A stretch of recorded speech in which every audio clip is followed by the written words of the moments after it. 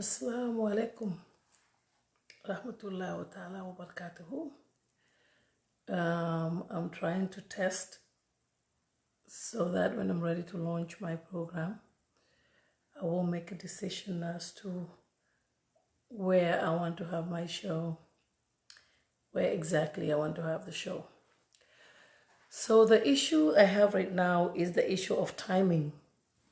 I was thinking about having this show at 7 p.m. That will be 7 Eastern. But 7 Eastern will be 11 p.m. in Gambia. And that will be, I think, midnight in the UK and after midnight in some other countries. So I'm trying to see, I don't know the time exactly. Right now it's 12:27 in Florida. I think that's about 4:27. That's like 4:30 in Gambia right now. So I don't think that would be a good time because I think around this time right now, people are working on the iftars and cooking and doing all that kind of stuff. So I'm thinking, what do you all think about 7 o'clock in the US, 7 Eastern? What do you think about having Fatou's take around that time, 7 Eastern, which will be 11 p.m. in Gambia? That will be after Nafila, because I was checking the Nafila to make sure that when I come on air, it's after Nafila when people are relaxed. And somebody told me that could be a bit late, 11 p.m. in Gambia and 7 in the US. If it's 7 in the US, that means that my show would only last an hour exactly, because iftar in Florida is 8 p.m. So that would last only 1 hour. So yes, for those of you joining us right now, this is about the new show that I'm coming up with, which is starting on Monday, inshallah. I'm trying to think if I should have this show, start this show at 7 Eastern, which will be 7 will be 11 o'clock in the Gambia. That will be 1 a.m. in Helsinki. Wow, that's late. But I just think because of the COVID-19 and also because of the Ramadan, I'm thinking people would not go to sleep early. So I think late night is better. That's what I think. That is best we have this show late at night. But if you think we can have it earlier, let me know. You know, I just want to work with all of you. 6 Eastern. That will be 10 o'clock in Gambia. By 10, people are getting ready for Nafila. That's the thing. No, 5. That will be 9 in Gambia. I think iftar in Gambia is after 7. So if you do 9 o'clock, anywhere around 9 o'clock and 10 o'clock, people will be getting ready for Nafila. That's the thing. I don't think that would be a good time. So that's why I'm thinking 2300 in Gambia is 1 a.m. in Europe. Yes, I know. But because of COVID-19, we all don't sleep early. Sometimes I'm up here until 2 in the morning, which is 6 o'clock in the Gambia. Sometimes that's when I go to bed. So I'm thinking we can do late at night. Daytime, Gambia time. Daytime, people are busy doing their shopping and all of that. And I want to make sure we give everybody an opportunity, because this show is going to be interactive. It's going to give everyone the opportunity. I don't want, anybody to be left out or say, or they didn't include us here, or they discussed this and they didn't, our opinion was not in it or something. I want everybody to be able to call in and talk about what you think. It's a discussion, It's not like I'm going to be having guests. It's a discussion where you can call in and comment. 10 p.m. is okay. That is after Nafila. Oh, okay. I didn't know. I think Nafila starts at 10 or it starts at 9. 10 will be 6. That will be 6 here. That will be 6 in Gambia. And Sekou is saying 9 p.m. 9 p.m. where? You mean in Gambia or you mean in the US? Yeah, so I don't know. Come to join us in Birmingham. I lived in Birmingham before. Long time ago, I lived in Handsworth, I lived in Hockley, and I lived in Boatsley Green. Yes, I think all of that. I lived in Birmingham from 90, and Ladywood. I lived in Ladywood too. So I know Birmingham. So yeah, let's see. It's Ramadan. I know people are busy. People are fasting. Myself, I am fasting, and it's not going to be easy after iftar. Yeah, the show comes after all that, which is good. After iftar and nafila. That's what I think. For those of you in Gambia, I think after iftar and after nafila will be the best time. Because that time, at least all the Sises and the Toures will all have eaten, and they would have all the energy in the world to interact and talk to people. Well, it's Ramadan. I know I see a lot of changes going on Facebook. Everybody's trying to mind their own business, and people changing their profile pictures with the colors and African outfits and all of that. It is important, but I think if we can maintain that after the Ramadan too will be good. For me, I believe in Allah subhanahu wa ta'ala, and I always try to make sure that I do whatever that the Quran asks that we all do. I make sure that I do that, have a clean heart, support people if I can, and also my 5 daily prayers, which is very, very important to all of us. And then the rest, I leave that with Allah subhanahu wa ta'ala, because He's the judge. He is the one who knows, who is doing what and who is doing it right. He's the one who does that. And I'm coughing because my throat is really dry. In Ramadan, the only problem I have is with the water. That's because I drink a lot of water. So during the time of Ramadan, I do have a lot of dry throat a lot. But I'm sure afterwards it's going to go. Seku Sedili. What we are talking about here is the new show that is coming up. It's Fatou's Take. Is going to be my take. And when I speak my mind. Afterwards, you will all have the opportunity to come back and say, no, Fatou, I do not agree with you. I would take it. I would take it if you don't agree with me. But one thing I don't do is to mince my words, because somebody's going to deny me this, or somebody's going to put me in a bad shape, or somebody's going to put me in a bad light. I don't look at that. When I speak my mind. I want to be as independent as possible, because I don't think there's any point in anybody trying to be somebody that you're not. I don't want to fake anything, so I'm going to be speaking my mind. If I know once in a while you do that, and I use face mask to do what? Inside my house? I'm just coming in from the store, and I had my face mask. It's in my car. It didn't say when you're in your house you use face mask. I was Sise, where are you from? This is Sise Kunda. Alaji is asking, where is the color? I said, this is what I was talking about. I said, when I pray, it's right here. Remember, I went to Mecca. I did my Umrah, remember? I went to the Kaaba and all of that. So I have my prayer mat, I have my prayer beads, I have my color, I have my abayas and all of that. I just got in from the store. So I'm testing something. There's some few things that I just got for this new show that's coming, so I'm also kind of testing that. And the way it is, I think it's good. The lighting though, I'm not very sure, but this is something that we can work on.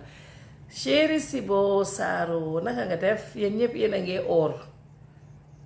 Yen ñep yena nge or, nañ leen or, comme lu ma wax rek, nañ leen or. At least you speak English and not Wolof. Who is saying that? It don't matter. Language is just to communicate. Whichever one you use, as long as you can communicate with people, that's the most important thing. That's the reason why we all use language. It does not matter if I speak Manjago, or I speak Fula, or I speak Jola, or I speak Mandinka, or I speak Wolof. As long as we can all communicate, that's what is important. That's all that matters. It's just to use to communicate with people. And I know that in Gambia, almost everybody speaks in either Wolof or Mandinka.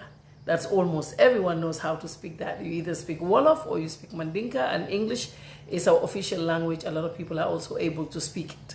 So it don't matter which language, as long as, people can understand.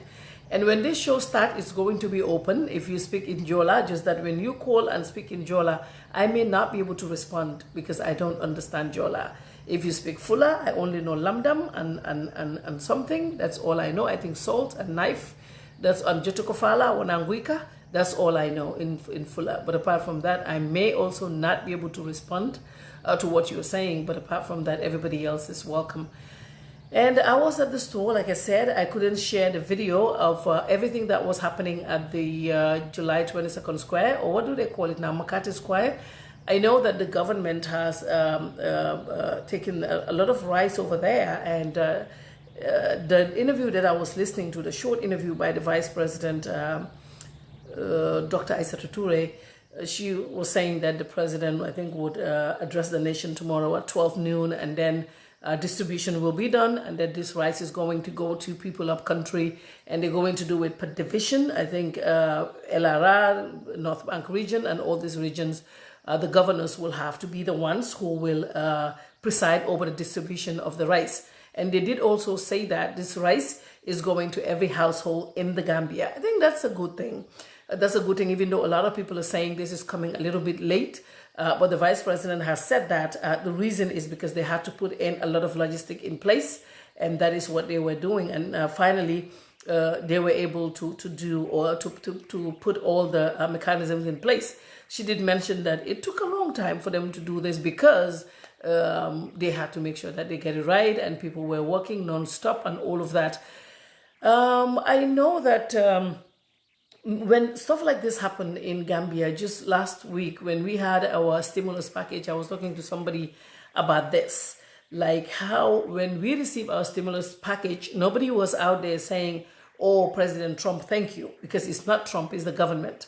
So I think every Gambian too will understand that this rice that the government is giving is not President Barrow giving rice. It's not the vice president giving rice. It is the government of the Gambia. And you're all aware of money that's been coming into the government. So this is the money that the government is using to buy rice so they can distribute it among Gambians. So this is something that the government is doing as a government, but they're not doing this as because President Barrow bought this rice. We saw that in Senegal, the president of Senegal gave out, I think, is it 50 million CFA or something? But we still did not see President Barrow's personal contribution. And we still did not see the vice president's personal contribution, unless if they're doing this to, maybe on the low or something. But I think it's also important for them to also say personally, just like we all donated personally. We have seen Petrogas put in 1 million, Tough Africa Global, Mustafa Njai has put in a lot of money. And we've also seen how Futa Trading, a friend of President Adama Barrow, has pledged 1.5 million to the Gambia Chamber of Commerce. And individuals, we've seen what Amijaju is doing with her entire group, the Seitoures and the Nene Bojangs and all of them. I know it's a large group. We've seen what all of them are doing. So what we're saying is for the Gambians to know that this rice is not President Barrow's rice. This rice is the rice from the government of the Gambia, which is from the money that they've been receiving. You've seen the EU has given money, the IMF, the World Bank, and also other organizations, I'm sure, have given money. So that's the money that the government is using. It's important for people to know these things. I've always said that the problem that we have in Gambia is basic civic education. Basic civic education. Okay, I'm sorry. I think when I'm about to start my show, I will have to do, I don't know what I'm going to do to the messenger, but I'll have to do something so people will not be calling me all the time. So it's very important for every Gambian to know that all this gift that's coming in is not from the president. It is the government, and this is money that's been given to help us to help Gambians, and that's the money that they're using. Because I've seen a lot of Sisekundas already excited. Hey, but mano sang. Yeah, it is the government, and they have the money to spend to buy these rice with. And I've also had one of the journalists question the vice president, asking her how much money was spent, and the vice president said, "No, we will have to wait. That is for the Minister of Finance to tell us how much money was spent. So we will have to wait, I guess, to hear from the Minister of Finance to tell us how much was spent, because we already informed that 143 million has been spent."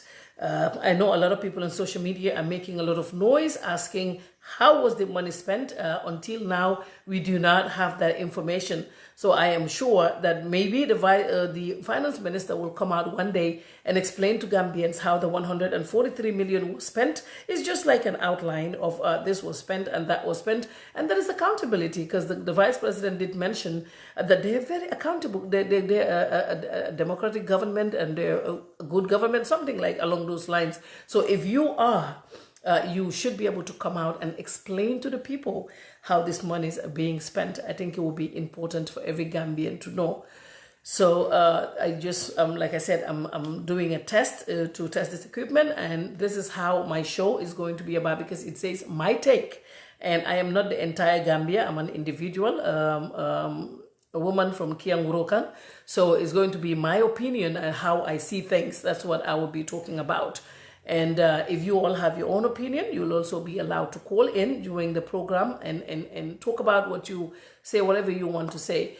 But no insult, of course. You do that, you get blocked, because what that means, if you call into a program and you insult, that means you do not have any idea, or the only thing you can do is to call somebody out. And I always say that's the easiest thing to do, to be on live Facebook and curse everybody out. We all know how to do that, or come over and make fabrications against a person. That's very easy. We all know how to do that, but most people would not listen to that because it's a turnoff.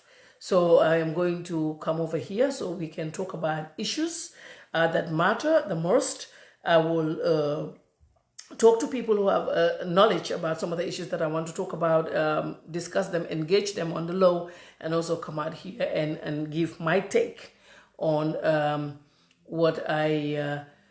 how I see things and what I think. So once again, is the first thing that I said here for those of you coming in is that the rice that is being given out, I see a lot of people happy. Barrow gave rice. I just want to say that's not President Barrow's rice. That's rice from the government of the Gambia, and this is money that's been given to the government of the Gambia as a relief aid for the people of Gambia. So that's what this money is. Just keep in mind that until now, we do not see President Barrow's contribution.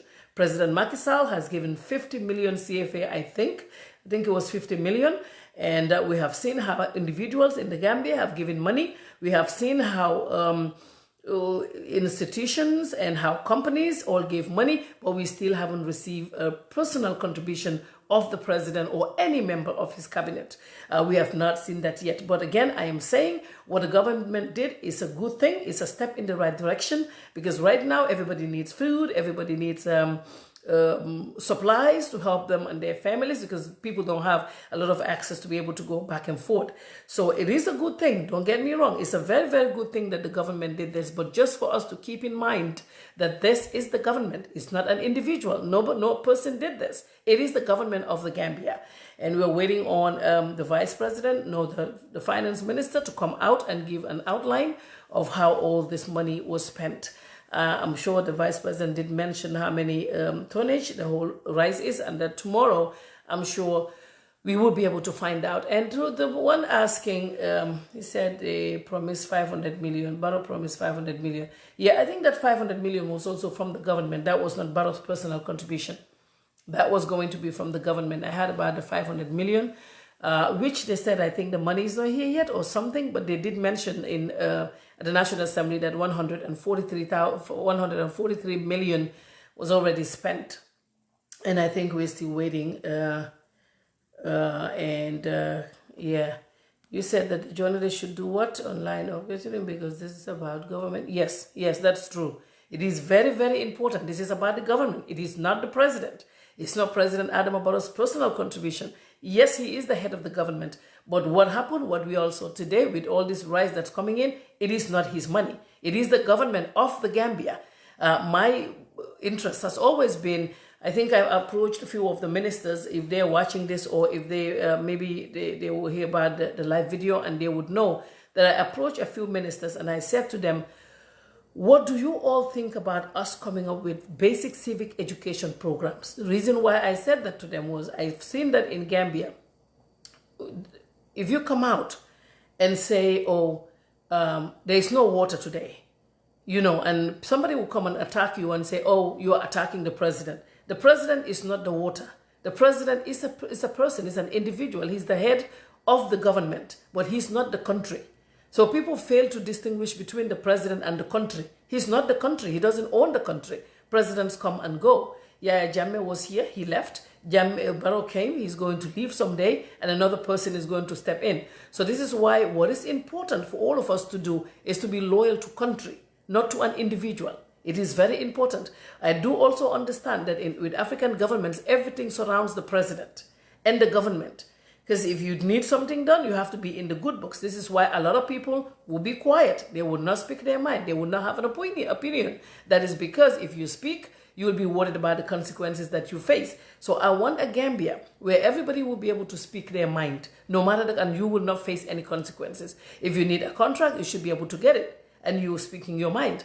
If you look at White House, for instance, I'm sure you all know about the CNN journalist who the White House wanted to ban from covering the president's press briefings. There was a huge talk about it, and I think they went to court, and then the president was told that you cannot send this person out. And when the president is doing his briefings, President Trump, you would see a lot of journalists would ask him questions, and he would just look at them and tell them everything he wants to tell them. He would look at them and say, oh, you're from the fake news institution. He will say everything he wants to say, but he cannot send them out of that place because there are institutions that are there that would make sure that they see into all those things. That's why President Obama said it's better to build strong strong institutions than strong people. Because if you build strong men, where does that, if you're not in their favor, you lose. But if you have strong institutions, these are the institutions that will back everyone. If something happens that's not right, the institution would stand up and say, no, this is not going to happen. So this is why it is important for everybody to know, and for us to have this. It's us Gambians who can do this for ourselves. But if we all believe, oh, no, hey, say good things about this government. If you don't, you're not going to have A, B, C, and D. You're not going to be friends with that person. Do not worry about that. Just be yourself and speak your mind and speak the truth. I'm not saying go after the president always and blast him.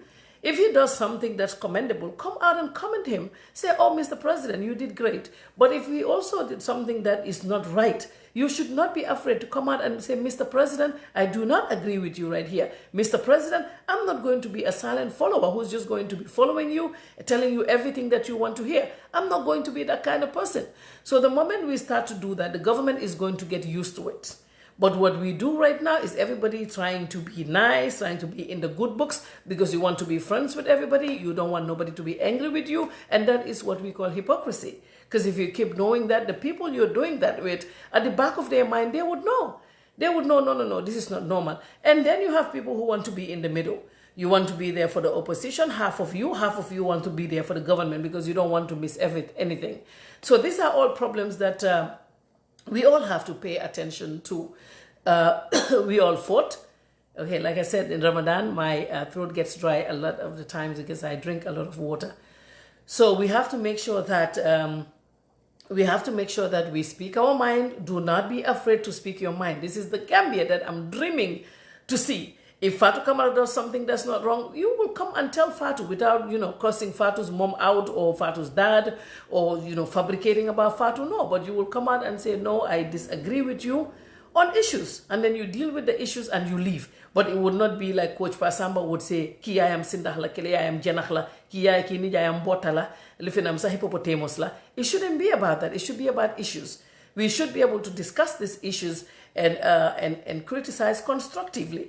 But I think what is happening now in Gambia, the reason why people are not speaking their mind, even if you say something about the president and comments come in, the next minute they said you're insulting the president. See, insult is wrong. I would never accept it. I will not allow it. I do not tolerate it. If you check on the Fatou Network page, yes, I have other admins as well. But myself, if I go in there and see people cursing the president out or cursing Lawyer Ousainou Darboe out or Halifa Sallah out, I block them. Because I think that is that's not the right thing to do. If you disagree with Lawyer Ousainou Darboe or you disagree with Halifa Sallah, come out and say, these are politicians. We should be able to speak our minds to them. Come out and say, no. I do not agree with you right here. I think this and this. But I see they're calling politicians names. I mean, that hurts. We always have to know that these people also have kids who are watching us on social media. They have family. Their wives are watching. and then we would be out there cursing them out, calling them names and all those things. I think that's really bad. But anytime you see people talking like that, up here, they can't debate anything. They can talk about anything. So they think the quickest route, the fastest route would be insult someone. Because that's fast. If you insult someone and then it gets to them. And then you get angry.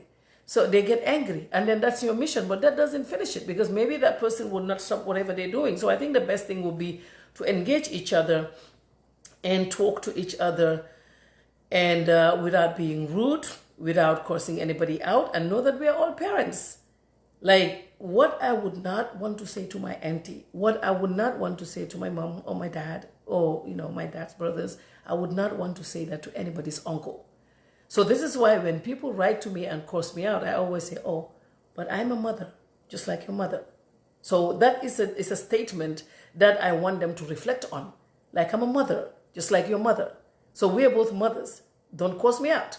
So it is important for people to keep all these things in mind, and that we talk constructively. We disagree, which is fine. It's not a problem. We should not be able to be scared when we disagree. Don't be worried. In America, right here, you can say I just give an example of what happened with Trump. For instance, if you go to an office and this is what you need, the documents that they ask you is what you have to produce. They will give that to you. You do not even know. If you ask me, some of the secretaries for education and stuff, I don't even know who they are. Because, they are there to do their job. That's what they're tasked to do, and that's what they're doing. But in Gambia, they think you're not in the good books of the president. Everybody starts running away. So again, it is not the president. It should be about the country. Respect the president. The presidency is an institution. It is very important for everybody to respect the presidency. But that does not mean we would not speak our mind to the presidency. That does not mean we should not criticize the president. Because if everybody start clapping for the president, oh, you are the best in sliced bread, the president may not be able to know the things that he's doing wrong or the things that he's doing right. If he does stuff that are right, celebrate him. If he does things that are wrong, speak about them. We fought. This is why when we, after the struggle, when people say, oh, I had this fight with a whole lot of people, when they say, oh no, President Barrow is doing a great job because now he's not arresting anybody, he's not doing this. I said, that's not the President Barrow, it's us, all of us. You who are watching, myself, the voters in Kabada, our sister's village, it's all of us who did this. We fought for democracy, we fought for freedom, and that's what we have. So now the president that's there right now cannot come out and arrest anybody if you don't do anything. Why should he? So the way we fought that, this is how we're going to fight to be able to speak truth to power. It's very important. Don't be scared of anything. Don't worry about this person is not going to be my friend. Remember, the person who is not speaking with you because you speak your mind to power, they are doing that for their interest. That person is doing that because they are somehow connected to power and they don't want to lose that. But where does that put you? You are the people, we are the people who should come out and say, no, we don't agree with this. So the person who is going to disassociate themselves from you, don't worry about them. It's not a problem. It's fine. When they go home and sleep at night, they're going to say, oh, you know what this person was saying is actually the truth. So don't worry about association or who is going to be your friend, who is going to give you what. Whatever you're supposed to have. I always say, whatever is here, when you were born, you're going to have. The only thing we have to do is we all have to work really hard. That is important. Work really hard. But apart from that, whatever you're supposed to have, nobody can stop that. There was a day in Gambia, I was supposed to sign a contract. This was a long time ago. It was during Jammeh's time with a financial institution. So the contract was going to be for 1.5 million for the Fatou show. And they called me, I went over there, we had this discussion, we talked about everything was sealed. And then the managing director said, okay, come tomorrow so we can sign this contract and we will continue. And I said, okay, no problem, I'll come in the morning. And I was thinking about which suit to wear because this is important. It's a 1.5 million contract. That was a contract that I was signing for publicity. And this was in maybe 2009, 2010. So only to go home, and I had a call from the bank at night, not even in the morning. And they said, oh, we want to tell you that we would not be able to sign this deal again. We cancel it. And then you know how our people are. Somebody will call and say, oh, somebody is behind that. I don't get into those kind of things. And I don't understand when people do those things. So they said, oh, yeah, we cannot do it. And then I called a friend of mine, a very good friend of mine. He is in his 60s or 70s. And I explained to him. I said I was supposed to sign this contract. I was so looking forward to it. I've picked my suit that I was going to wear and all these things. And then they called me to say that it's cancelled. He said to me, Fatou, there is no way you're going to have something that is not meant for you. He said, this money right there is not for you. It is not yours. This is why you cannot have this money. He said, believe in God. Whatever is there for you, you would have. But what you cannot have, you will never have. And I believed him. Since that day, this is what I go by. That when I put in a proposal or want to have a contract with someone, I'm like, if this is for me, I will have it. If it's not for me, I will not have it. If you believe that, that is what I call believing in Allah subhanahu wa ta'ala. Most of our people will say they believe in Allah, but they don't believe in those things, and those things are very important. So I was saying how when you were supposed to have things like that, and then people will come and say somebody is behind it. See, this is one thing. This is another mentality of some Gambians that I don't like. I don't like that. When the page was hacked, oh, we know who is behind it. I said, nobody. This was hackers, because I know how it happened. Sometimes we make people take credit and run with it, because I heard when the page was hacked, some people were already celebrating. Oh, yes, their page, they know this, and they were trying to bluff. I said, don't give them credit. Don't make these people even believe it is them. These things happen every day. You go to YouTube, you look at it, they will tell you that this happened to me, this happened to me. You will watch the videos and know what to do. So I wasn't bothered with that. And then again, a Gambian in the US will be stopped by a police. They will ask for your driver's license. They will give you points on your driver's license, or maybe give you a citation and say you need to go pay or you go to court. And when that happens, nobody would tell you, no Gambian would say, oh, I know Lamdo is behind this. I know this person is behind this. They wouldn't say that. They would just take it in good faith and say, maybe I did wrong. Maybe I was overspeeding. Maybe I did something. That was the reason why the police stopped me. But the moment they're in Gambia or in our society or on our Facebook, the moment something happened to them, they're like, oh, and somebody's behind it. You see, these are all negative things that we have to drop. Just believe in you and believe in Allah subhanahu wa ta'ala is important. I'm not saying bunyaw jorta. Sometimes, yes, it's good to do that. You know, sometimes, and this is why my voice would not go in any forum unless if I want to. This is why I know what I message, what I text out. These are things that you control. But things that are out there, if something happened to you, don't be there saying, oh, behind it. That is weakness. What that shows is that you are a weak person. Sometimes that's what it means. We should be able to stand on our own. We should be able to stand firm and believe in us. And believe that when these things happen sometimes, it's nobody. I mean, these are things that should happen to you. These are things that are happening to other people every day. We should be able to believe in Allah, and once we do, that is what we call Iman, right? Nga gum yalla is very important. Gum yalla is not only about, you know, now I'm fasting, it's Ramadan, I have my abaya on, I have my week, but after this, it's just a week. My hair is right here. When it's time for prayer, you push it. Nga japa, you pray to Allah subhanahu wa ta'ala. At night, you cannot sleep, you wake up. See, that's why sometimes we don't know people.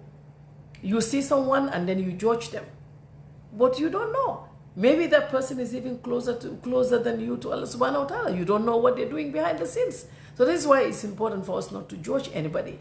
Nobody should be a judge. Allah subhanahu wa ta'ala is the judge. I think He's the only one who can judge all of us. So yes, like I said, I am starting this new show that is coming up. I'm thinking Monday the 27th. You know, when you say something that this is what I want to do, and yesterday I had a whole lot of inbox messages. Oh, we're waiting for Fatou's steak. Ramadan just kicked in yesterday. I should be able to see, you know, work on my own time. I should be able to cook my iftar at this time and have it on the side so that immediately after the program I can eat. I want to see how I'm going to be feeling during the day, when it's a good time to be able to speak. Would this be in the morning? Can I speak at 7 o'clock in the evening when it's only 1 hour before iftar? So I have to make sure that I work on all of that. So these 2 days, from Friday all the way to Sunday, will be able to give me that opportunity so I am able to see what is best. Like I said, the show I want to do at 7 o'clock Eastern in the US, which will be 11 o'clock at night in the Gambia, and somebody said midnight in Helsinki. I believe that will still be good because it is Ramadan. And COVID-19, people do not go to bed early.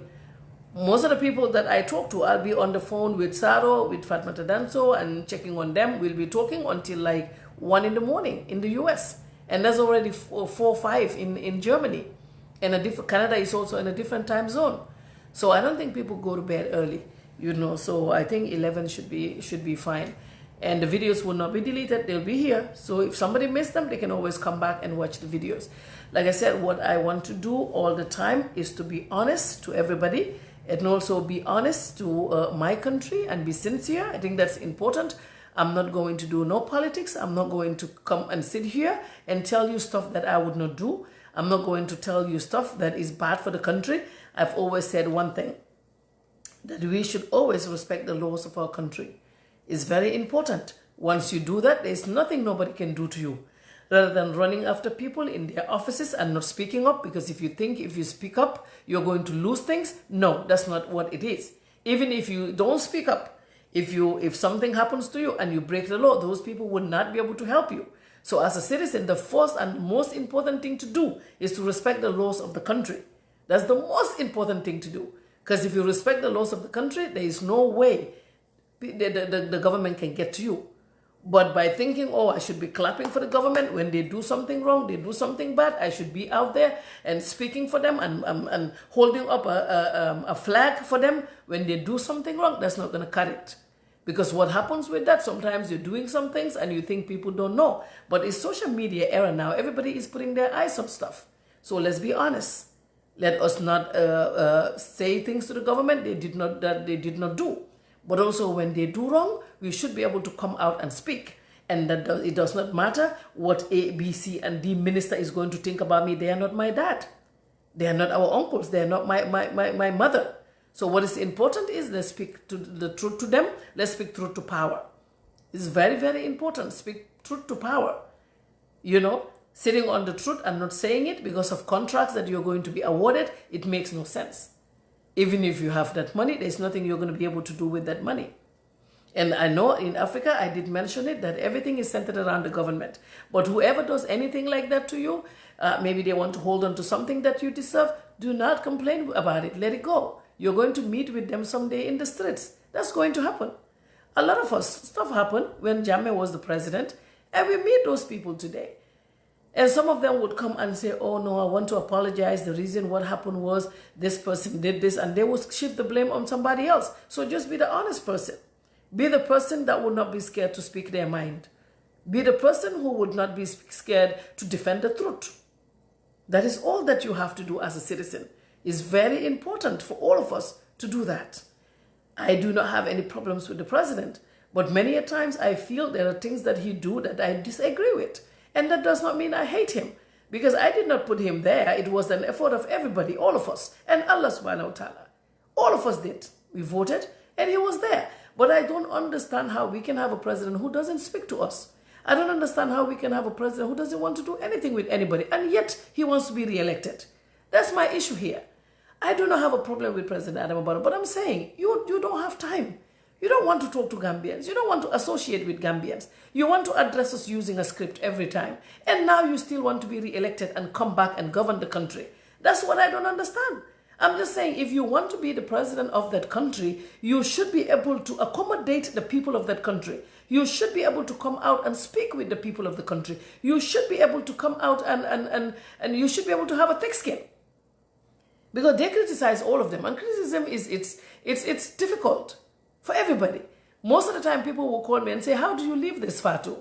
No, it's not like I'm happy. It's not like when people call me out, I come in my room and dance. No, I don't do that. It hurts. Everybody, I'm human. This is why sometimes I'll come out and say I'm going to speak. And people will be like, no, if you speak it, we will not talk to you again. But it hurts everybody. So when they criticize him, unless he's new in this, it's only been 4 years. Look at people who've been all their life, people in the opposition. Somebody like Khalifa Saleh, who's been there. Somebody like Loye Ousainou Darboe, who's been criticized for the past 30 years, I can say. Khalifa Saleh, the same. You know, all these people are being criticized, but then they take it in good faith. They don't like it. Their children are on Facebook. My kids, I'm not sure they hear these things because they're not very connected to Gambian social media, especially Facebook. They're not. You know, they're on all these things, the Snapchats and Instagram, and that's where they are. So, you know, it hurts everyone. So I think he should have a thick skin. The president should have a thick skin and know that if you want a re-election in Gambia, you have to be able to tolerate the people of Gambia. They're going to tell you things that you don't like. Who said President Macky Sall does not hear things that he doesn't like? Of course he does. President Trump, when he mentioned this thing about a disinfectant, you know what, everything that he's hearing? It's crazy. But you cannot tell us that you cannot tolerate us. You don't want to have anything to do with Gambians, but you want all the comfort. Now, what is that doing for us? That is what we're going to look at. Then we're saying, okay, this guy doesn't want to deal with us, but he loves the comfort. He loves the red carpet. He loves the travels. He loves being called the president. But that comes with a price. It comes with a price. You should be able to come out and address us. You should be able to come out and talk to us. And even that thing about the script. I'm speaking right here. Maybe I'm not making sense. I don't know. Maybe my English is bad. But I speak. I don't care. I know I'm from Kiamurokan. So if I make a mistake with is and was and this and that, I will take it. What can I do? My kids, when they speak very well. They were born here, they live here, they went to school here. It's not like me. I speak and sometimes they don't understand. They speak and I don't understand. And I said, what are you saying? I would always ask them again. Or I'll say, slow down. Or I'll say, repeat it. Yes. And when I speak in Gambia, the Badibunkas would tell me, your English is very good. I come here, I speak to my kids. They ask me, what are you saying? You see? So nobody should be worried about that. What your accent is or your English language is a work in progress. We keep talking and then it comes. You know, when Yaya Jammeh came, when he was speaking, I remember my uncle came from Germany, and that time my uncle would tell me, who is speaking? Hanako ko nyakla. Nyakola kadiyamu ba, nyak. Yes, my uncle used to ask if that is a nyak speaking. I would say, no, that's the president. That was in 1994. I just finished high school, O-level. So I would say, no, that's is the president. But one thing about him, he was never complex. That's one thing about Jammeh. I worked with him. I know. In the office, things will happen and then you're so worried, but he doesn't care. He would say it how he wants to say it. But also one thing about him, he used to read a lot. Nobody can take that away from him. You see, one thing I don't like also about our attitude, we do that a lot. When you're in good terms with somebody, they're the best in sliced bread. They're very good people. You pray for them, you send them messages, you are like, oh my God, you are so good. I've never known that you are like this. You know, you're this nice. But then when we have issues with them, then now they're very bad people. I don't believe in that. So one thing that Jammeh was very good at doing was reading. This man would read and read and read and read. And he would watch a lot of TV. We would come to work in the morning and he would say, oh, did you see the news where that van somersaulted? And they said this, and I'd be like, which one? I would not even have an idea what he's talking about. But he was reading a lot. So that's what the president needs to do. You have to challenge yourself a lot. But all these people telling you, no, cannot worry.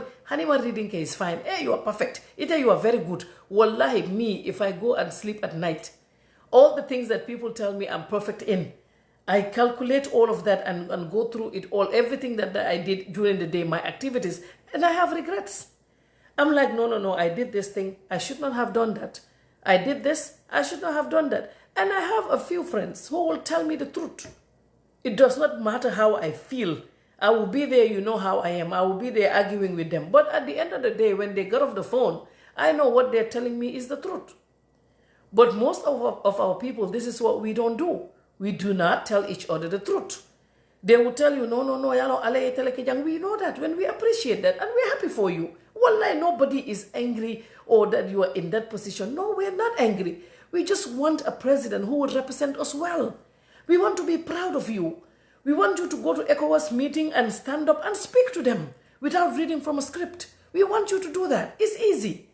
You know, you're going to make mistakes. All these presidents do. Most of them, when they were elected, it was tough for them. We know that. But we want to have a president that Gambia is going to be proud of. We want to have a president that will open the doors and Gambians, a lot of investments will come to Gambia. This is all we want. That's all we want. But then if you have people around you who are going to tell you, oh, Hanima, wari fang tubabo, mo bele bela firitela. Tubabo laftela le fabu ka satano. Gambia non fa ka borintol normale. Lungole ka mese tansa ile kina. Ika fo laftela le. That is normal. See, in Gambia, when you are in the public eye, when you are a public figure, you have all these things. People will write to you, hey, yeah, oitul do Facebook, gisnga lumla commentan. Anybody who is watching this video know. If you tell me stuff like that, I said, but they have a right to their opinion. And I cannot be there blocking everybody. I cannot be there fighting with everyone because they made a comment about me or because I have an issue with somebody else and they decided to take a side. It's fine. It's not a problem. I mean, they have a right to do that. When there is an argument, some will be with A and others will be with B. But I do not expect everybody to be on my side. So the same thing for the president. You do not expect everybody to be on your side. You do not expect everybody to like you. That's not even normal. Prophet Muhammad sallallahu alaihi wasallam, when I went to Saudi Arabia, I was told the reason why he moved from Mecca to Medina. They were trying to explain to me everything that was happening. The people who were fighting him day and night, the people don't want him to get to where to get what he wanted, and all of that. So that is human nature that's going to be there. I only wish we have a president who has an open mind. This is my prayer every day. I have friends who would tell me, oh, no, tomorrow he will change. And I'll agree and say, oh, yes, he will change. I am telling you, I am not naive. But when I met people who were close to the president, they told me, at first they said to me that, we want to tell you, Fatou, that this man will change. And that was the first day I said, okay. I was patient. I don't even come on live and speak or anything. And I also, with common sense, we all know that where they took from, it was tough. So I could give him up to 2 years. It's fine for him to sort himself out. And then after 2 years, another friend of him came to me and said, this man is going to change. There's a lot of things that he's working on. He's going to change soon. I said, okay, no problem. That will be good. Because definitely he's a very patient person, I think. And, you know, the way he's quiet on all of that, I'm not saying not coming out and speak quiet, but quiet like not a man of many words. So I thought maybe, oh, okay, that's good. Let's wait again. And this person said to me, no, he will change. About to draw next week, next month. Yes, he will change. And then I took it. I said, let's just be patient. And I will even call other people and said, just please, let's give him time. This is not easy. And the man had made it clear when he came and he said that, you know, he never even worked for government, and this is his first experience. Let's give him time. And 3 years.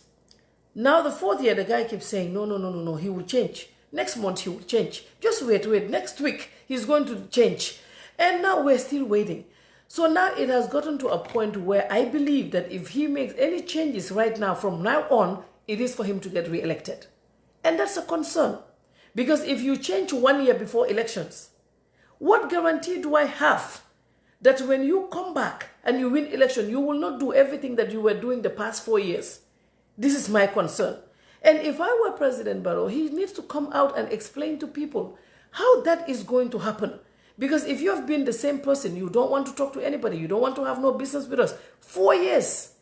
And then if you decide to change, and I'm not saying we've seen that change, we haven't seen it yet, but I'm saying if he decides to change, let's say by December, I would be skeptical about it. I would say maybe he is changing because he wants re-election.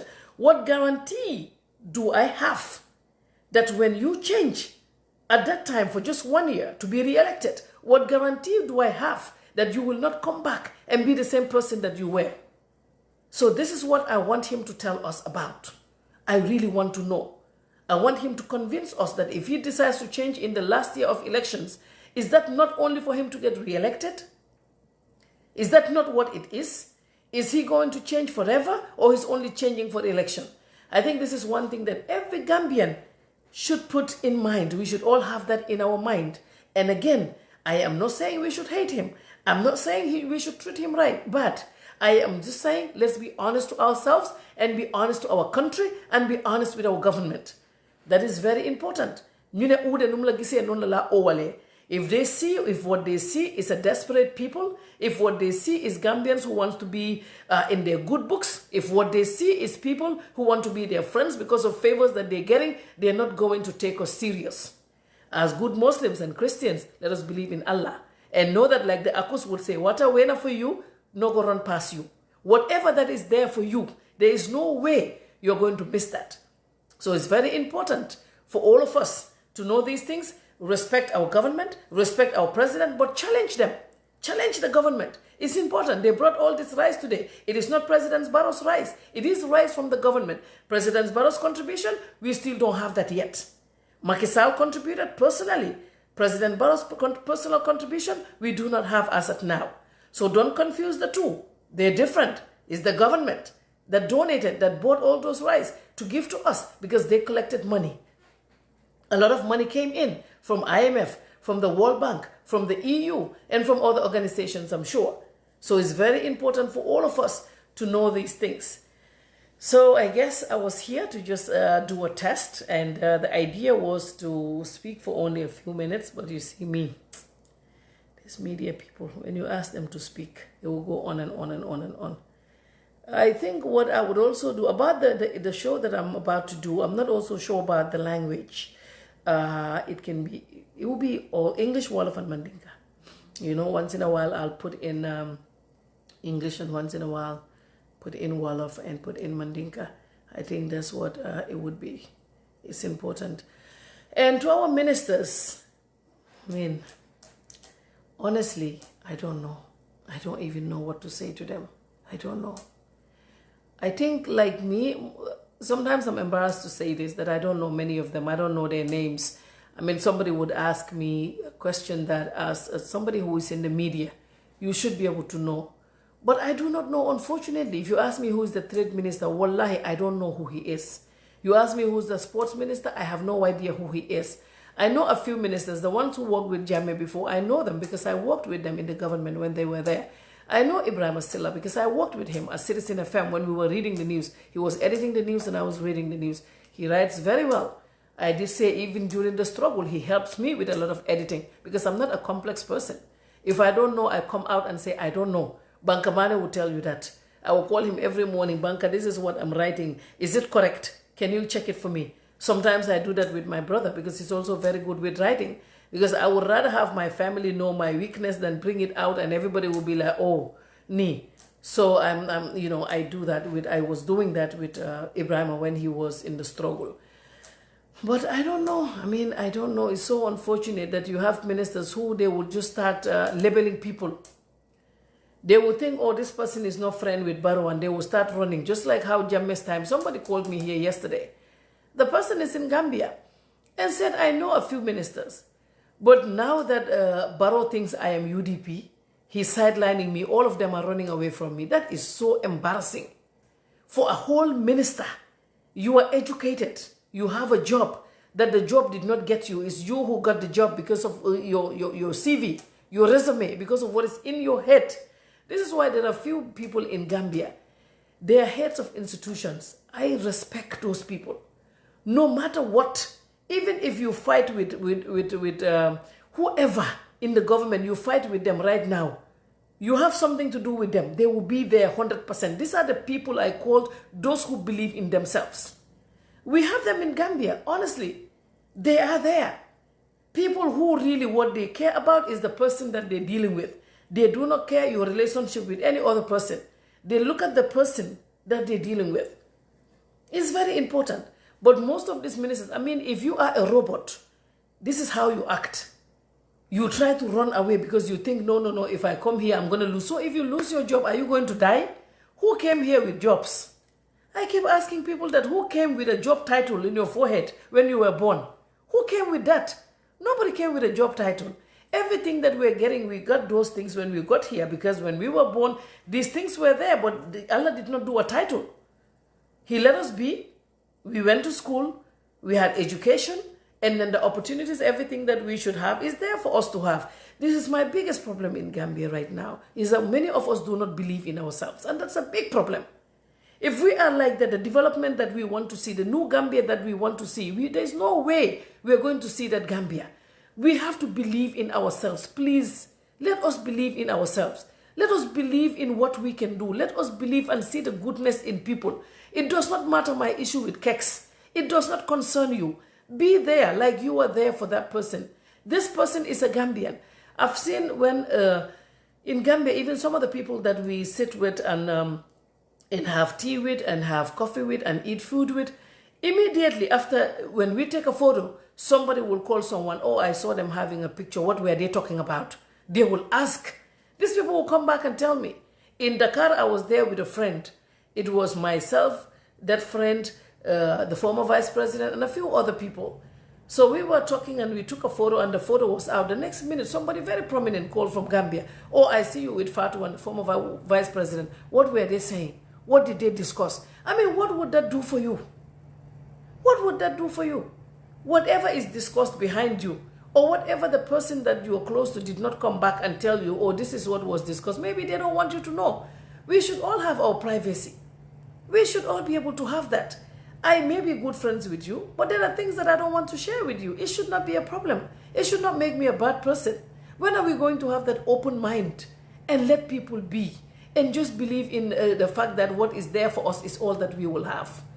I think these are things that are very, very important. It's not that this is what I'm going to be talking on my show. My show, I'm going to be talking about issues. For instance, you know, things that are happening. That's what I'm going to be talking about. But right now, I'm just said they spent what, 10 million. Oh, I didn't see that statement that you're saying that the health minister made.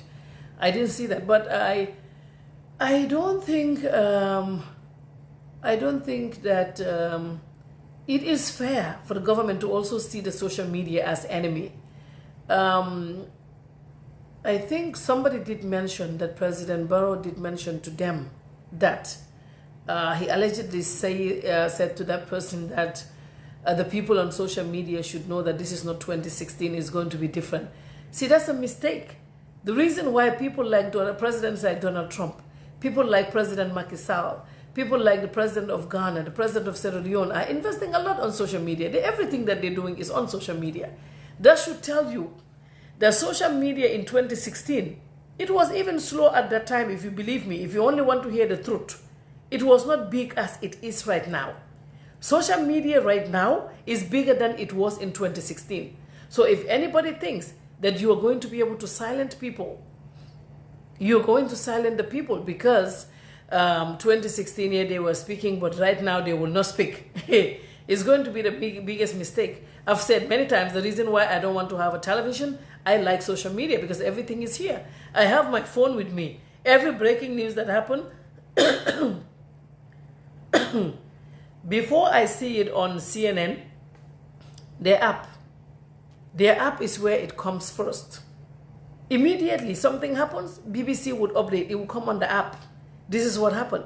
It will be on social media. The biggest televisions now, for them to have audience, for them to reach people, they will come on social media. So social media will continue to be a threat for politicians who do not want to hear the truth. It will continue to be that. And this is not changing. It is not going to change because it's a big platform. Look at what Mark Zuckerberg did for us. At first, you cannot have your own TV. Now we all have our own TV. Anytime you want, you just go on air and you say anything that you want to say and you leave. And right now, there are no apps coming on on Instagram. You can go live on Instagram as well. So social media is going to change. I think it's important for President Barrow to know if they are telling him that no. See, the problem is always these people who tell you stuff. I worked close to Jammeh, so I know. I was there at the State House. I know how people would laugh. Even if he calls them out, they will clap for him. President, be funny. Because in Africa, if you are in positions like that, if you have power, nobody would disagree with you. They wouldn't. Nobody would. Most people would not. Of course, there are people who will stand their ground, but these are people that they don't want to associate with. There are people in Gambia who are very honest people. There are people that I know that if Barrow was lending his ear to them, they will speak their mind to him. They will tell him the truth. They will help him. But people like that, they will distance them from him. They will tell him, no, somebody blocked me on Facebook because they said, this was during Jammeh's time, that they told the president that this person, your friend's daughter, is always on Facebook commenting on Fatou's post. All of that happened. So, it is so easy to win the hearts and minds of Gambians. It is so easy. If I was to be president in that country, only for 1 month, it would be so easy. I mean, just be upright with people, tell the people the truth, don't hide anything from them, and then you'll be up there. Don't beat anybody, don't hold anybody's contract, don't say because this person is sponsoring UDP, I'm not going to do this, I'm going to have a list is going to be out, they're going to include his name. Please don't make that mistake. And if President Barrow could remember, I told him this when we met in Ghana. The people who were in that meeting would tell you that was the first time I met him. And I said, Mr. President, I said 2 things. And I said, 1, I do not agree with changing the constitution just to make sure that you put in an age limit for the vice president. I said the vice president will understand. But changing the constitution just to do this is what I told him. And I cannot lie because I'm social media, I'm on Facebook. And I'm sure he's here, he would hear or somebody would say it. Because even me, I don't like to listen to videos after they cause me out. But 1 or 2 people will come and say, "Akwete. So you will hear a few things. So I said to him, I think, 1, don't do that. If you do that, that would be wrong. Don't do it. And the second thing, I said, Mr. President, be very careful with the Gambian people. Bring them close. I said, Jammeh's biggest mistake was making every Gambian his enemy. I said, that was bad. The people that you were leading, the people of Gambia, don't treat them as enemies. It's going to be wrong. That is not going to work for you. I told him this. The first meeting we had, I said, Jammeh, everybody, even people who were going to school, will tell you how I was sitting and they said the president said this, and then they will call that person and then they will humiliate them. The moment you start making everybody your enemy, that is not good for you. I know people will criticize you. I've already said, I've already mentioned that criticism is not easy. Nobody can take it. Who is going to be criticized and they throw a party? No. But when Allah gives you power and when Allah gives you the role to lead, Allah also gives you strength. That's what I believe. Many of the times people would tell me, oh, I don't know how you do this. If this was me, that they would die. If it was them, that they would die. No, you will not die. Because when Allah gives you a name, He also gives you strength. You have strength. You are able to take all these things. They come and they don't feel like anything. So you're like 1 down, million more to come. So when 1 is down, you get relieved. Or they cause me out on this one, but at least this one is gone. So what's coming up next is the challenge. That's what you prepare for. So, but then don't be there like, oh, this person said this about me. I'm not going to talk to that person again. This is our biggest problem in our country. But who are you for everybody to like you? Even Prophet Muhammad ﷺ did not have that. We all cannot love each other, but what is important, we should be able to work together. You should be able to work with somebody who they told you is sponsoring UDP. You should be able to work with him. What is important is what that person can do. Somebody who they tell you is supporting PDOIS, what is important is what that person can offer. Just go after that. Yeah, they said he's an opposition, he's doing this, but what can this person do for the country? It should be about the country. It should not be about an individual. It should not be about me. It should not be about the president. It should not be about a minister. It should be about the country. The moment we know that, the moment we distinguish that between an individual and a country, and know that we should all owe our loyalty to country and not to an individual, that is when we will all have peace of mind. All of us will have a peace of mind. So no matter who that person is supporting, I'm saying this because of this letter. I did talk about it, this list that they made for the president to say, this person and this person don't support you. So he asked for the list. I don't know what he's going to do with the list, but I've said that I would not appreciate him if he sent these people out or move them anywhere, because I know who these people are. but I'm not going to mention their names right now. I'm going to give the president the benefit of the doubt and his office. And I know the people who gave him this list. I know the list of people who did this. They put this list together. They put in very hardworking Gambians. These people are all in the government. And they're doing great things. They're doing big things for our country. So I don't want those people removed because somebody feels threatened about them. Because somebody feels that they're supporting Hussein Odabo. Where did Adama Barrow came from? He came from the UDP. So nobody should even make him believe that this is UDP. I think what you should be doing is work on your party. And then come out and be like what UDP is doing. If you feel UDP is getting more following, try and have that. That's what it is. But don't be pissed with UDP to an extent of deserving Gambians who are doing their work. They're going to lose their jobs just because they're supporting a political party. If that happens, I am going to be the first person to come after you. The reason is, it's not because I hate you again. It is because this is what we fought when Jammeh was here. It was happening. There were people who lose their jobs because they're in the opposition. We do not want that to happen.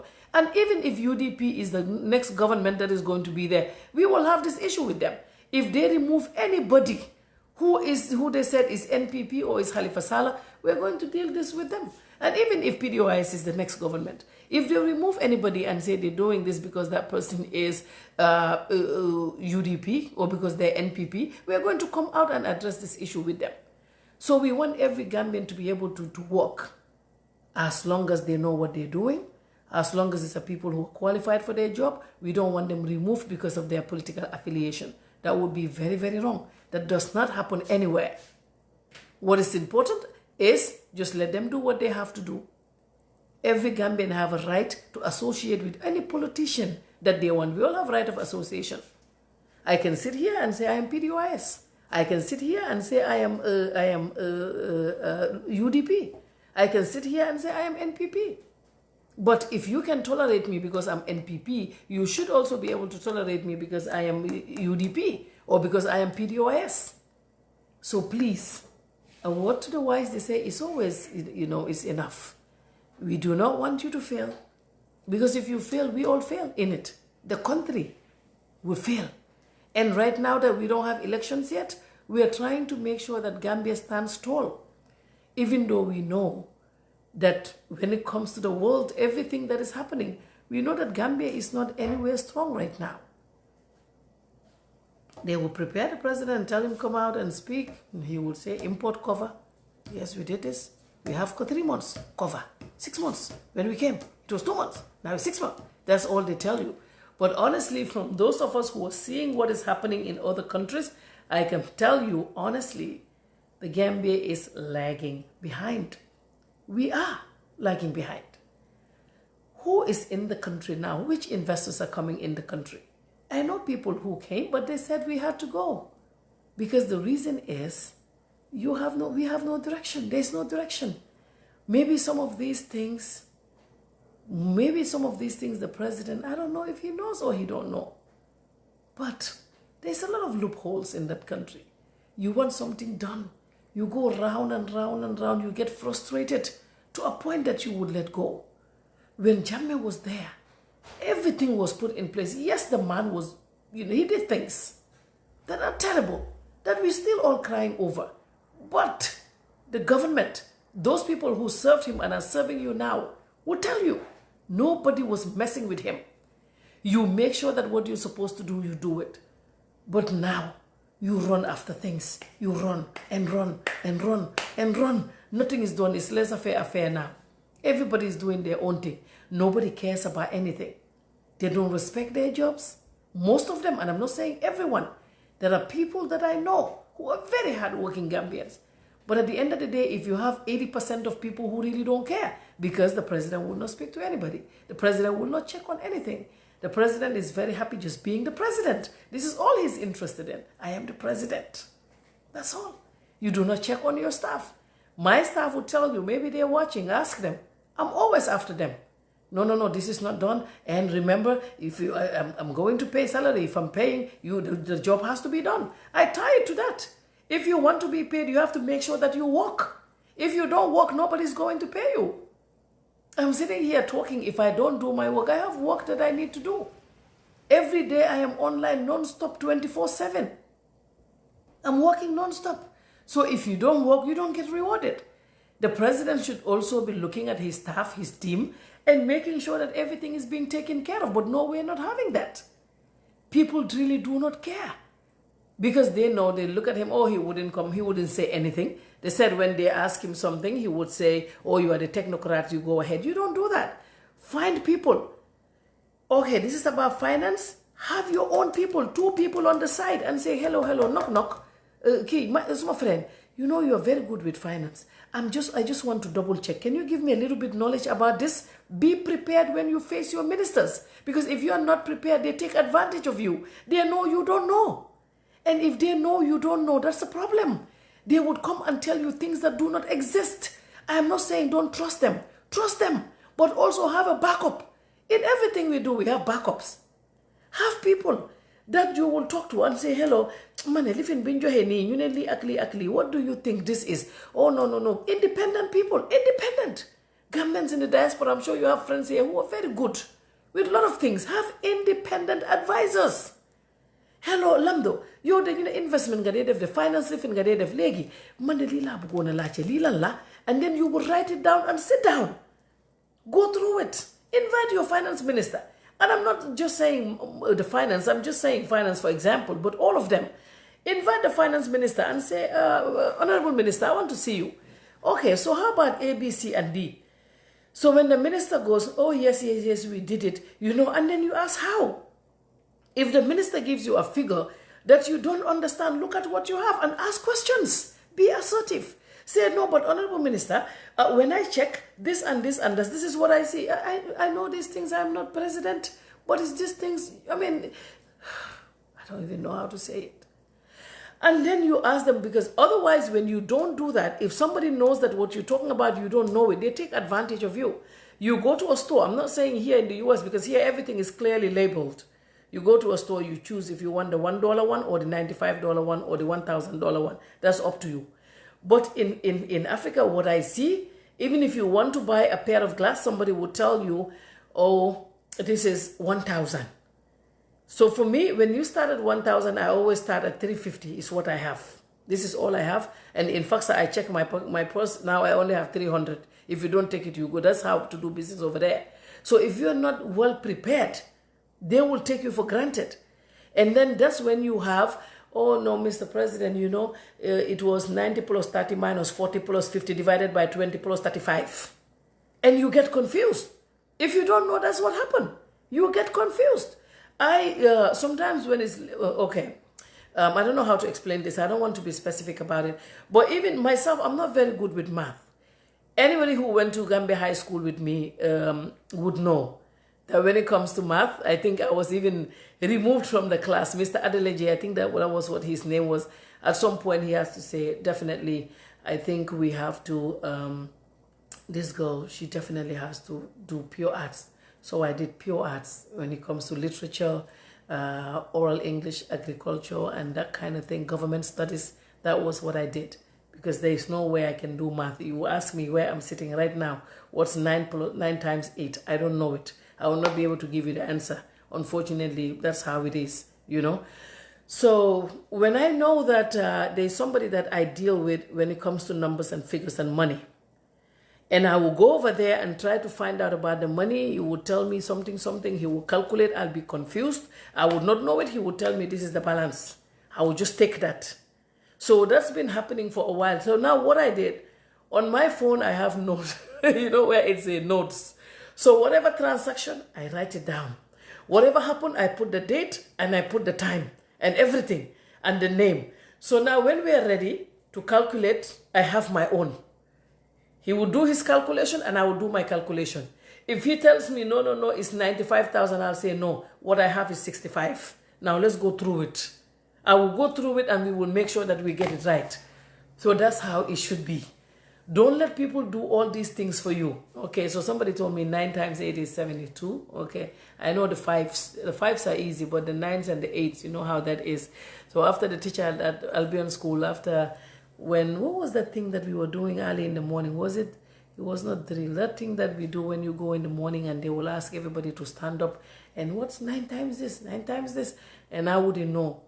Anytime it is math, I wouldn't know how to, how to answer that. And then at some point, they realized that. But when it comes to written stuff, oh, yes, that one I'm not. Essay and writing stuff, that I was very good at. I remember the primary 6 when I was at Albion, they would say, "Oh, Hamna, den koko de bindal," but I would try and write.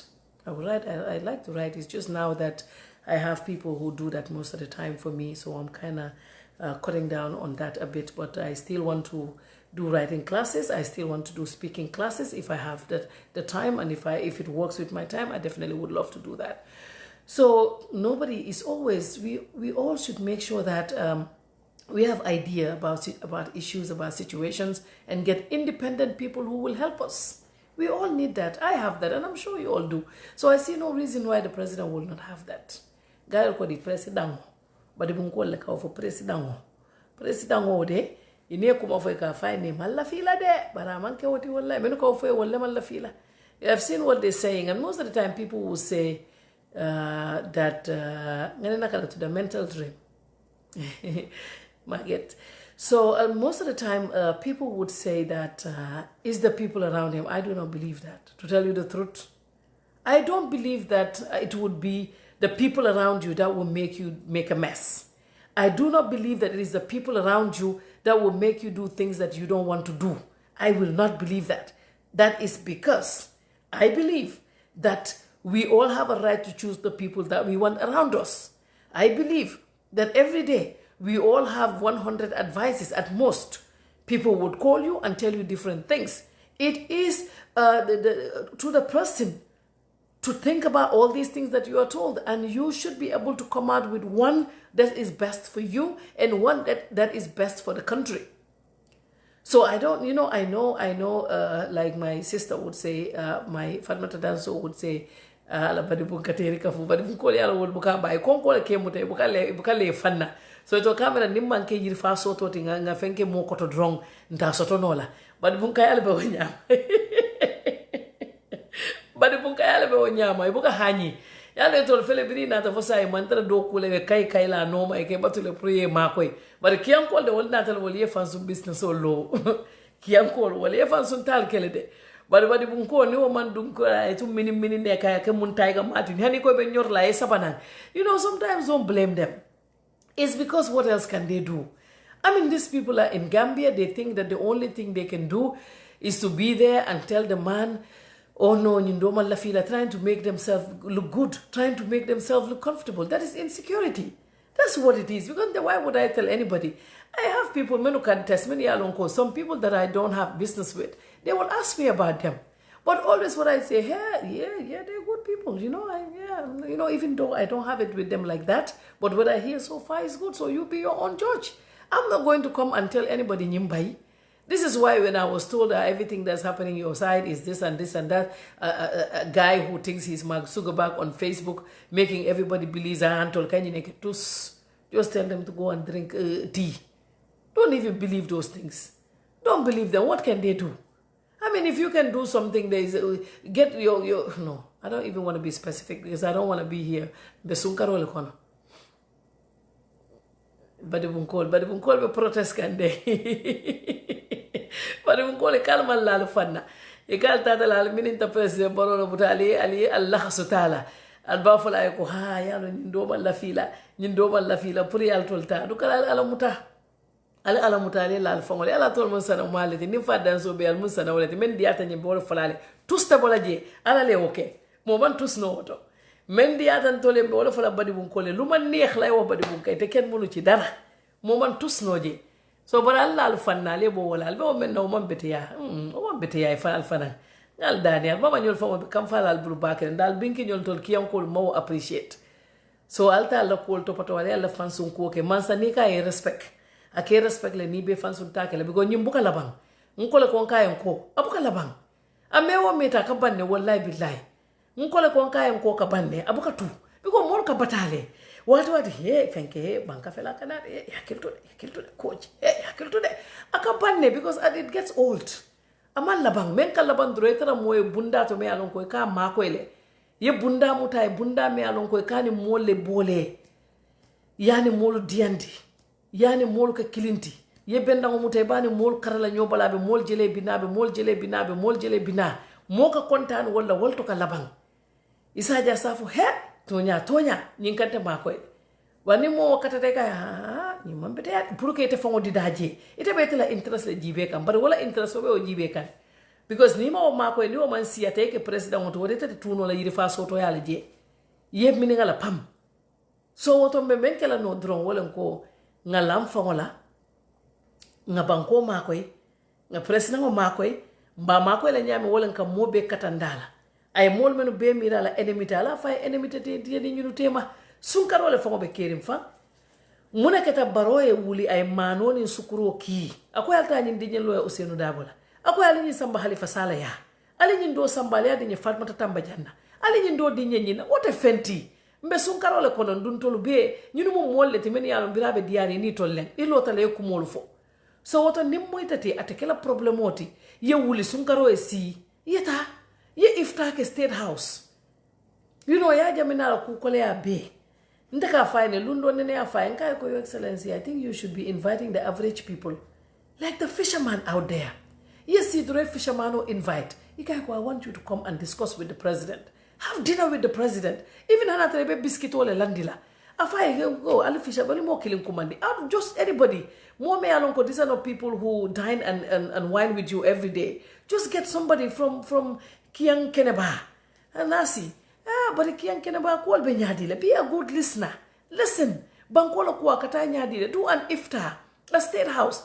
During this iftar, invite all the politicians. President Macky Sall dedicated days, I think, a day or 2 days, to meet opposition leaders and say, listen, we have a situation. There is COVID-19. COVID-19 does not know UDP. It doesn't know NPP. It doesn't know PDOIS. It's Gambians, people.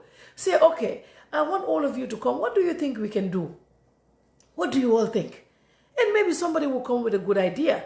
Halifa Sallah could say, oh, no, I think we can do it this way. Ousainou Dabola could say, we can do it that way. I'm not saying the other parties, because I think those are your parties. Those are all extension of the NPP. So, you see, all of you can come together and work out on a lot of things. Iftar is here. What you should be doing is to try to bring everybody together. That's what we want. And if you do that, the secret is all this harassment and all these things you're going through on social media. It may even be down.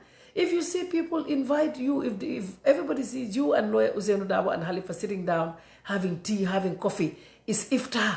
It's Ramadan, you invite them all for iftar. And tell your wives, you know, today I'm having members of the opposition over. You sit with them over dinner. You eat. You talk about the country. What do you think is A, B, C, and D? How can we do this? It's good. That is what I call bringing people together. That's what I call bringing people together. But it's not running away from everybody. Somebody will come. I know the people, the Badibunka people that she's talking about. I know some of them. I had my beef with them. Some of them. I did. And I know exactly what she's talking about. And I know. Because myself, my issue was tabled there many times. And I heard what was said. Because Gambia do ayatale.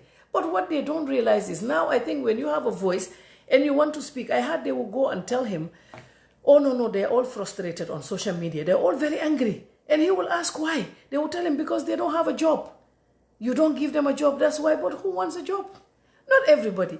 I am sure if you call Coach Pasa Majau and say, I want you to come and take a job tomorrow, he will not come. I'm sure if you do that to Musa Jeng, he will not come. I am 100% sure about that. If you do that to Lamdo, 500%, she will not come. This is what I'm saying, because us already, people who are here, we engage with a lot of stuff. Our kids are here, they're young. These people, we would not be able to just come and abandon our children here and not be able to come and visit them. But just by engaging these people, I've always said, why don't we do like an Excel of all the people who are here, the finance people, put them in one group, the medical team, put them in one group, work with them. These are also Gambians. When there's a situation like the COVID-19, the Ministry of Health should be able to work with Gambians who are in the health industry in this country, in the diaspora, I mean. They should be able to have a group where the minister and the permanent secretary and all these people are with them. They should be able to exchange ideas. These are Gambians. You want something finance? We have people who are here who can help. Have a working group with them. Engage the diaspora. Wallah, if you do this, when you sleep at night, you will sleep well. Because then you will see, oh, because what the Gambian people want is to be involved in how our country is run. And I think the experts are right with that. There are people who are experts in what they're doing. And if you say your intention is to develop Gambia, your intention is to see a better Gambia, I don't see any reason why you are not ready to work with all these experts. They don't want a job from you. Wallahi, I can tell you, most of these people in the diaspora, I know them. They are not going to come home right now and work with you, but engage them. Engage them. This is what you are not doing. What you're doing, you are isolating yourself. And the moment you are isolating yourself, that is not good for you. That's not good for you. And this is why I have a problem with you seeking a re-election. Because I don't see the reason why somebody who is isolating himself, somebody who doesn't want to have anything to do with the diaspora, somebody who doesn't have anything, who doesn't want anything to do with Gambians who are intellectuals, Gambians who have ideas on how to do things.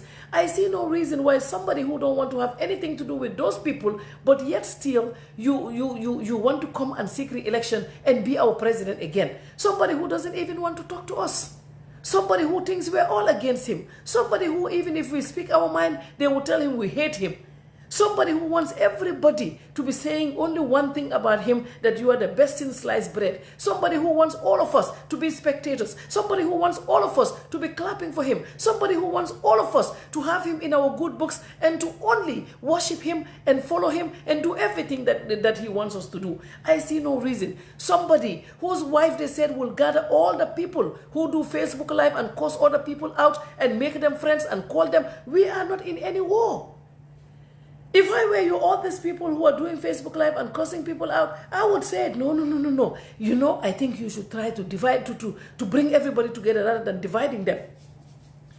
I think that's what we need. We need somebody who will unify everybody, somebody who will bring everybody together. If you do all these things and say, now I'm seeking re-election, you will get my attention. I'll say, okay, now he's talking.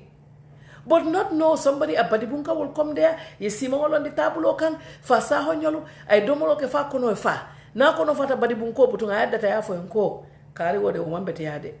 Because in my life, when a tabulo, I tell my new domoro nati, and go to the car for menna. I go to Moya Jame, Dolmen come mold by a bala, I go walk out because the carful ni do not and tedum. But badibunko, and you all seen the tabulo, I domoro di wala will kono fata will be kafala because the bamara near documandina, domor tabulo into Vesila jail.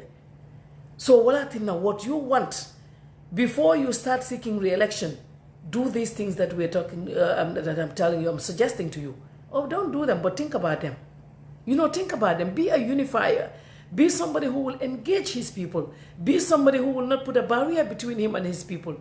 Be somebody who will be there for everyone.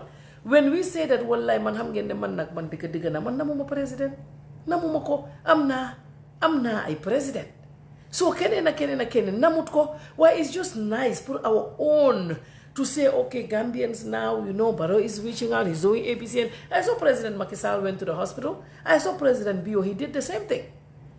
But President Barrow, the hospital is very close to your house. You've not even tried to go there. All you want is until you can't find it. Tell him, President, can I diamude? You cannot afford it. I had that interview when your press secretary spoke. She said, no, you know, he's the president. When people were saying, like what Macky did, engage the opposition and have all of them to come and talk to you. When they said that somebody, the press secretary did an interview and she said, no, you know, he's the president. When he speaks to everyone at one go. So that's fine. No, wallahi, that's not right. That is not right. Engage the people. This iftar idea I'm telling you about, do it. Do an iftar, ndogo, sakir. Iftar is ndogo. Defal ndogo sakir. Invite Halifa Sallah. Invite Lawyer Usainu Dabo. Invite all of them and say, okay, now I want us to, you know, to have ndogo. And then in that water learn. Oh, this COVID-19, what do you think? What do you think? This IMF did this, they did that. Involve them. These people are Gambians. Don't create enemies. Make friends. If you do that, the guy Sizzler who would say, me, if anybody touch Lawyer Dabo, I'll come after you. You see, this is free PR advice. If you do that kind of thing, Sizzler who is writing, Lawyer Dabo man, he wouldn't say anything. Ayejebe siri ni Lawyer Dabo al kachata al jeleta nyoale bloody nyoala tata. Sizzler ba fola sign, mbato concentrate political kanga mol sabangenyi na efe ngunte tefe fola. Because they've seen what it is. That's what public relations is. You reach out to people, you communicate with people. That's what it is. If you don't have that, you are never going to have what you want, because these people, they will keep you isolated. And the extent that most of these people on social media would go, those people around you will not go to that extent. Because nyonyu bena bugun kulen saga, bugun kulen wadara. Most of them, they're all hiding something. So they will not say anything. They will not clear you anywhere. They will only clear you behind you. Beside you. But behind you, whatever people are saying, they will watch it. Whoever is insulting you, I see them there. I see them watching it. They watch you. They're on Facebook. I see some of them watching the videos. So I think it's very important that for the president to know that it is not the time for him to look for enemies. What he needs to do is to be that unifier and unite the people of Gambia. People need that, and be talking to the Gambian people. Ramadan message, did you do one? I saw President Bio's Ramadan message. All these presidents, even, what's his name again? No, who was on TV? Was it Chris Cuomo or someone? Started his show with Happy Ramadan. Somebody on CNN. They did that. Our president, did he even wish us well for Ramadan? Did he pray for us? I mean, all these things are important. Maybe these are little things that you overlook, but these things are important for you to do. They will tell you that, oh, when Fatou was there, she brought the press to Yaya Jammeh. Yes. Because I want him to be friends. No, you cannot make journalists your enemy. You cannot do that. You cannot make journalists your enemy. You cannot make Gambian people your enemy. You cannot. If you do that, Siola Meti. Siola Meti. Because for somebody like us, I tell you, me, I don't really care whether I'm close or I have this or I don't have. Me, what I'm supposed to have, Allah wrote it here. Fatou, even in Esotola, 1, 2, 3, 4, is already here. Nobody can take it. Me, I will not be quiet, and just because I want favor. I don't need no favor. Whatever I do, I will do as a Gambian. Whatever I have to apply, I will apply as a Gambian. Then if they say no, I will come back to my Facebook Live and explain A to Z. That's what I will do. Because that's transparency. We don't have to hide anything. I know people who have been treated otherwise. If I want to talk, they say, no, I'm about to follow. I'm about to follow. I will come here and tell the Gambian people so they know. That's what is important. So, well, I think I've been talking too much. It's 1:58 here. It's almost 2 o'clock. We have 5 hours to iftar. We have 5 hours to iftar. No, 6 hours to iftar. So I should be ready now to start making food, cook, and get ready. My boys told me they're fasting. I told them it's Ramadan and then they should fast. And they said they are. So I stepped out, I came back, I found one in the kitchen. I don't know what he was doing. But the moment I came, because I wanted to give him his space, I don't also want to come and bum and look at what he's doing. I went upstairs because I don't know, to give him time to do whatever he was going to do. But I already said, fast, you're a Muslim. So I'm not going to be running after him and saying, can I look inside your mouth? Did you eat? No. No, I'm not going to do that. But he told me he's fasting. I'm going to take his word. And when it is iftar, we all eat here.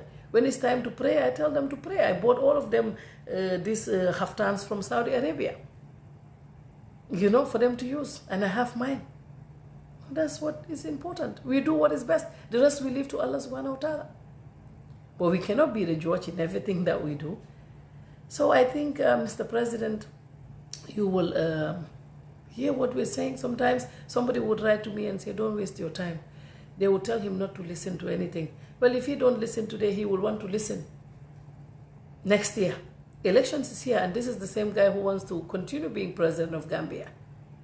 So when we get there, we will also look into that. Because one thing I can tell you, Gambia is not going to vote somebody in just because you are good looking, or because we think that inside you are a nice person. We want to have a president who will be, we want to have a president who will represent us well. We want to have a president who we'll all be very proud of. A president, when he goes out, I will have messages from everyone. When Barrow just came, President Barrow, when he first came into office, if you see my LinkedIn, I don't even know this to maps. Everybody was writing to me. Oh, can you make appointment for us? The president. Now nobody writes. Wallahi. Nobody. That is because the performance also matters. What people see you do. People will contact me and say, oh, we know you are friends with Fatima. I said, no, I don't go in that area. We are friends, but when it comes to what she does, her job, the president, that's not my area. I don't do contracts. I don't sign anything. All we talk about is our friendship. But people do try to get into all these other countries. But about Gambia now, no. Nobody says anything now. Because what they're seeing, the direction that the country is taking, is not one that's impressive. If this was good, all of us would be getting those messages that we were getting when President Barrow came in. A lot of people were writing, oh, we want to go to your country, we want to do A, B, C, and D. But now we don't have any of that. Do you think and do you sit down and think about that? Or they will tell you, no, Fana, you Gambia is the best. You ko jambeti ata bakele. You ko five time of all the deal la follow fang. Because ko near investment ke sign fango coalition government le ko be batuna foi kile si. Ni kile sita. Hey, Mr. President, ko be kukela jak. You ko bele bina to babol ben bindani ya fon kele jak. I know my people. But the countries, there are countries that people are going. There are countries that people are going. They're investing there. They're taking their businesses there. We also want that. So the only way we can have that is to have a president who is very effective. A president who can represent his country well. And I am not saying you're not doing that. But I'm saying if that is what you're doing, you need to double up. Also work with your people. Work with your people. Work with your people. The moment you say that, oh no, they want jobs. If you be frustrated, you can be desperate. You can't find me be desperate in that. If you don't, you know, it's only in Gambia that I see that there is always a problem with the successful ta. Wala ni katonyafo. Ni manke buati. Ibe kela wulolti. Ni manke wuloti. Koma la ba ibe kela wolti. Donyi muso ka men fo e mante o folambe sunkaro la kono muso ni ke o temeke e ko mu wolti. Ni manke woti. Ibe fenji non la. So this is the thing with us Gambians. The moment somebody speak their mind, the moment somebody, hi Mariam, the moment somebody does something that is good, there are a few things they tell you. They lawa nela ki Gambia like is ku successful. Man dama di gis ni ñu try ñu neex ma be mu bugal gaay di def bo waxtane kena mu ne ma ki hudde dul kat la nga gis kena koy try bu baax nga bëgg ko ñu ne dul kat la ni jaxase kat la di na fi xala di ki giñ ko gis ni benen tour bu mag bo bu ko wañu ci wér ko digante goor a jigéen ñu ne la lool la wala ñu jékki-jékki ñu ne liggéey laa ut man daa man suñ dëkk bi dama dee toog ma ne waa léegi xanaa ñun amuñ ku baax xanaa amuñ ñun nit ku baax nit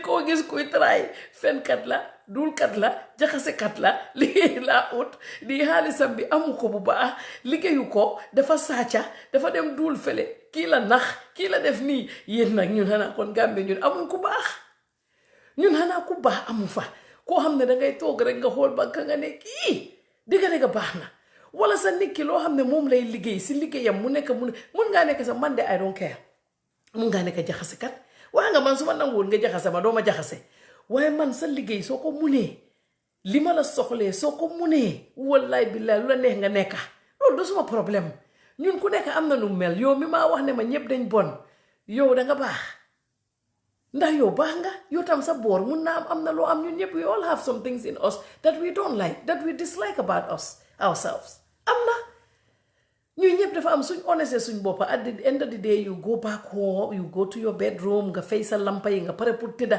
nga jël that minute pour xalaat nga xalaat man nag man may kan nga pare nga dugga nga simeeku nga xool sa boppa yoo xam nga yaay kan soo kon nañ leen joxante right nañ leen appreciate nit ñi Gambie ni am na nit ñu baax Gambie ni am nañ liggéeykat Gambie ni am nañ ñu mun a liggéey Gambie ni am nañ ñoo xam ne noo matalul seen jikko waaye baax nañ leen apprécier loolu ñu bañ a jël nit ñu nekk dëkkal leen benn place jël ñëpp dugal leen ci benn bool ku wax rek ñu ne loolu dañ frustrate bi diaspora to dañ desperate liggéey la ñoo ut tamit ngir yàlla du ñëpp liggéey tamit nag wax dëggaa ne yàlla nit ñu du loolu lañ bugga waaye suñ dëkk lañ bugga gis ci kanam te bu leen bàyyi yéen miñ koo wax bu leen musa bàyyi bi su ngeen bàyyee gars yi dinañ am luñ bugga ñu ne gisoo noppi leen loolu yëpp tactique sa pour noppiloo nit bul noppi luñ la munti wax continuer li nga wax ko soo yàggee si sa wax dinañ xam ne digga kii lu muy def miin na ko because bàyyi wut xama bàyyi leen suma show bi dina ñëw insha allah Monday maa ngi seet na ma def ko 7 PM yéen inbox leen ma ku nekk time bi nga xalaat inbox leen ma ngeen wax ma I'm thinking 7 PM Eastern which is 11 PM in Gambia. This will be after Nafila and it will also be ay Finland ak yooyu dafa nekk 12 noon foofu 12 midnight foofu so wax leen ma what you all think dinaa ko seet su ko defee ma xool ko bu baax balaa may ñëw Monday ñu wax gën a waxtaan waaye boobu da ngeen di kool boobu du man kee naay wax gis ngeen ne ma oor fu mu nekk nii ni ma waxee rek énergie baa ngee dem oor baa ngee xaw a saf te dem war a génnee suma bagage yi ñoo tooga kon di leen wax yéen ñëpp jërëjëf yéen na yàlla nangu suñ julli yépp si weeri koor bi yéen na yàlla nangu suñ ñaani yàlla accept suñ oor bi tamit te buñ jooj kenn ku nekk lijjantil sa oor ku nekk yàlla ngay ooral yow ooralu looma man ooralu ma la yàlla la ñuy ooral ak li nga xam ne moom la islam santaane loolu moo tax ñuy def lu ñuy def kon nañ leen nekk benn Gambia ñu taxal diggante yi képp koo xam ne yaa ngi boole politicien wax ko lu baax nga boole ko nit ñi ngir politicien nit la soxla képp koo xam ne yaa ngi boole président wax ko lu baax nga seet sa diggante ak yàlla nga wax ko lu rafet képp koo xam ne dafa nekk doomi Gambia muy ut dara ci dëkk bi jox leen ko bu leen seet political affiliation am bu leen seet liyam bu leen seet leleem as long as li muy def mun na ko waxuma su munut de su munut bu ko jox waaye su dee mun na ko jox leen ko li mu war a def mu def ko bi ko loolu moo correct kon di leen wax yéen ñëpp jërëjëf thank you all very much